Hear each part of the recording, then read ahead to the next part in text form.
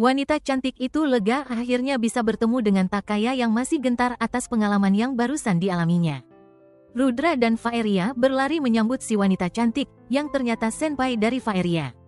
Meryl yang juga baru bertemu si wanita, segera berteriak memprotes atas apa yang dilakukan terhadap Takaya. Rudra menjelaskan bahwa wanita cantik itu adalah penasihat serikat, empu penyihir level 9 kelas wahid yang mempunyai julukan orang suci. Yang segera disanggah Meryl, mempertanyakan di mana letak kesuciannya. Rudra yang tidak ingin kemampuan terbuang percuma, meminta sang penyihir, sahabat karibnya, untuk membimbing Takaya. Karena mendengar cerita dari Daik, Rudra berharap Takaya berkembang tidak salah jalan dan menjadi yang terbaik di bawah bimbingan sang penyihir. Takaya yang terharu mendengar maksud baik Rudra, bertekad untuk rajin berlatih dan membalas semua budi yang diberikan. Disambut gembira dan ditunggu kelulusannya oleh rekan lain, dengan janji Roar akan mengajak bermain ke tempat lokalisasi. Sambil berpamitan, Takaya melewati pintu ajaib buatan sang penyihir cantik. Dan langsung tiba di hutan angker rumah sang penyihir.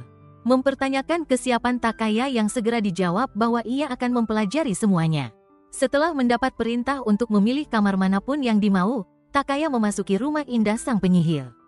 Langsung tertegun mendapati ruangan yang dihuni makhluk halus. Takaya ragu untuk bisa belajar dengan baik tatkala semua ruangan kamar telah dihuni oleh makhluk yang menakutkan. Sembari menuju kamar terakhir, mendapat petuah kecil dari sang penyihir, Takaya diharap untuk menjaga kesopanan, karena mempunyai murid wanita. Yang datang terlambat karena Takaya telah melihat si murid yang berwujud wanita cantik dan ranum sedang berganti pakaian dalam kamar. Sang penyihir memperkenalkan Takaya kepada rekannya, sesama siswa bernama Tsubaki Baru berasal dari negara kepulauan. Menjelaskan kepada Takaya, Tsubaki Baru biarpun masih muda, tetapi sudah mempunyai tubuh indah siap untuk dipetik. Yang segera disela Tsubaki Baru untuk menghentikan ucapan gurunya sebelum dia semakin merajuk emosi. Sambil terus melanjutkan bahwa si gadis menjadi asisten peneliti akibat permintaan orang tua Tsubaki Baru. Takaya minta maaf atas kejadian sebelumnya yang dijawab Tsubaki Baru dengan pengertian kamar yang dihuninya adalah yang terbebas dari makhluk halus. Tetapi dengan tegas masih tidak dapat memaafkan perbuatan Takaya kepadanya. Sang penyihir menjadi sangat ceria melihat kedua muridnya cepat akrab. Karena semua kamar sudah terisi, Takaya galau harus tidur di mana, ditawarkan untuk tidur di kamar bersama sang penyihir. Dengan syarat, Takaya harus bekerja keras menjadi pembantu rumah tangga di gedung itu. Dan proses belajar Takaya pun dimulai. Hari-hari yang dilakukan, saat pagi melakukan pekerjaan rumah tangga, malamnya bergelut memeras otak dengan buku sihir. Dengan kebimbangan dalam proses belajar, di bulan berikutnya, sang penyihir memanggil Takaya dan Tsubaki Baru menemui dirinya. Mereka berdua akan melakukan ujian di dalam hutan angker. Disambut gembira oleh Takaya, tapi Tsubaki Baru memprotes karena beda level mereka terlalu jauh. Tantangan yang harus dilakukan adalah membuat jamu kuat dan sebilah pisau, disambut kebimbangan Takaya yang bukan seorang pandai besi. Kemauan sang guru harus tetap dilakukan dengan keberatan Tsubaki Baru mengajarkan Takaya ilmu turunan keluarga kepadanya. Harapan Takaya untuk bekerja sama, segera pupus setelah mendapat tatapan sadis dari Tsubaki Baru. Setelah menyelamatkan Takaya dari terkaman binatang buas, Tsubaki Baru yang masih meremehkan, bertanya sudah belajar apa saja selama ini. Yang dijawab Takaya, hanya menghafal semua isi buku sihir milik sang guru yang bisa dibacanya.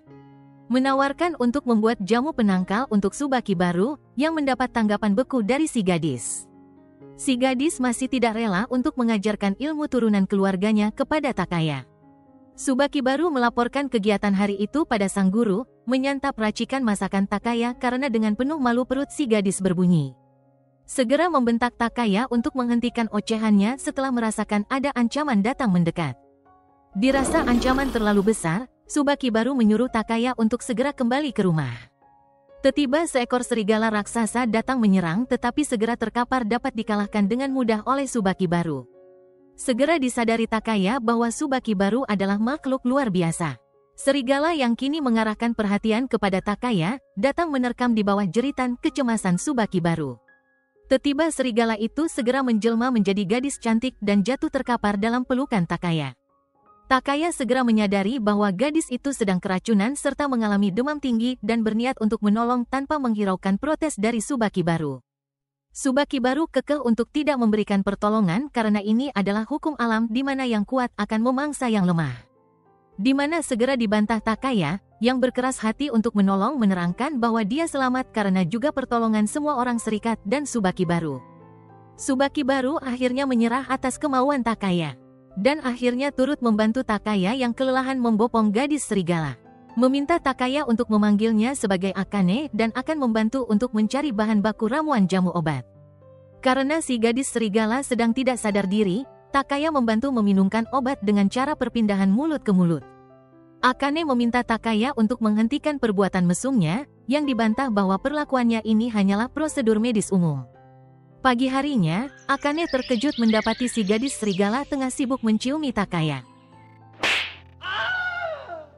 Takaya yang juga baru terbangun, tidak menyadari apa yang telah dilakukan oleh si gadis serigala, bertanya kenapa dia berbuat seperti itu. Si gadis menjelaskan bahwa dia selama ini selalu kelaparan dan kesepian menganggap Takaya adalah tuan penolongnya. Si gadis yang tidak ingin kesepian lagi, bersikeras Takaya adalah majikan, biarpun telah diberikan kebebasan olehnya. Akane segera menyindir Takaya, sebagai majikan harus memberikan nama kepada hewan peliharaan. Akhirnya si gadis diberikan nama Mikyu. Selama ujian, Mikyu yang telah sembuh sepenuhnya, bersikeras membantu Takaya untuk menemukan bahan baku pembuatan pisaunya. Takaya yang heran dengan sikap Mikyu, tetapi Akane dapat memahaminya karena itu adalah sebagai bentuk terima kasih Mikyu kepada Takaya. Dengan bantuan Mikyu, mereka semua dengan cepat menemukan semua harta karun berlimpah sebagai bahan baku untuk ujian pembuatan pisau. Dalam pelatihan Takaya sebagai pandai besi, Akane menyadari maksud dan tujuan gurunya yang memasangkan dirinya dengan Takaya. Akane menyadari kekuatan Takaya sesungguhnya adalah kebajikan, hal yang selama ini tidak dimilikinya. Akhirnya pisau telah jadi. Tidak lupa mengucapkan terima kasih atas bantuan Akane dan Mikyu yang juga telah menemukan harta karun berupa batu langit. Segera kembali ke rumah hendak melaporkannya kepada sang guru, yang ternyata telah mengetahui segalanya. Sang guru menjelaskan, Mikyu adalah putri dari Dewa Serigala. Dan segera menyuruh mereka semua, Takaya, Akane dan Mikyu, segera bergegas ke serikat untuk melaksanakan tugas pertama.